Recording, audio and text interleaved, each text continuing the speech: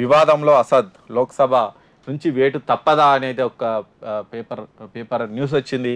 జై పాలస్తీనాపై బీజేపీ అభ్యంతరం, కీలకంగా మారిన దేశ సమగ్రత అంశం రూల్ పొజిషన్ను పరిశీలిస్తామని పార్లమెంటరీ వ్యవహారాల శాఖ మంత్రి కూడా చెప్పారు. రాష్ట్రపతి ముర్ముకు న్యాయవాదుల ఫిర్యాదు చేసిరట. ఆర్టికల్ 102D ప్రకారం చర్యలు తీసుకోవాలని విజ్ఞప్తి చేసిరట. మరి ఇంతకీ ఆర్టికల్ 102Dలో ఏముందనే చూద్దాం. నిజంగా అసదుద్దీన్ చేసింది తప్పేనా?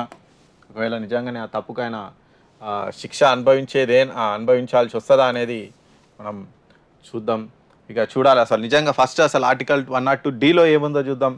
పార్లమెంటు సభ్యుల అనర్హత విధి విధానాలను భారత రాజ్యాంగంలోని ఆర్టికల్ 102లో పొందుపరిచారంట. ఇంతకీ ఆర్టికల్ 102 ఏం చెబుతుంది అంటే ఇక్కడ చూద్దాం.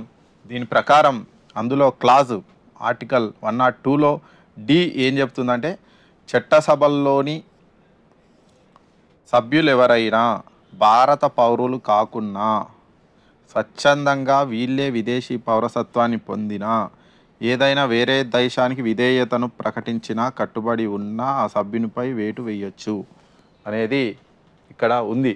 ఈ సభ్యులు ఎవరైనా ఒకవేళ భారత పౌరులు కాకపోయినా వీళ్ళు స్వచ్ఛందంగా వాళ్ళే అంటే ఎంపీగా ఎన్నికైన తర్వాతనో ఎమ్మెల్యేగా ఎంపికైన తర్వాతనో వాళ్ళే విదేశీ పౌరసత్వాన్ని పొందిన వేరే దేశానికి ఓకే నేను భారతదేశం కంటే వేరే దేశానికే ఎక్కువ నాకు ఆ దేశానికి విధేయత ప్రకటిస్తా అని చెప్పిన వాళ్ళ మీద వేటు వేయొచ్చు అంట.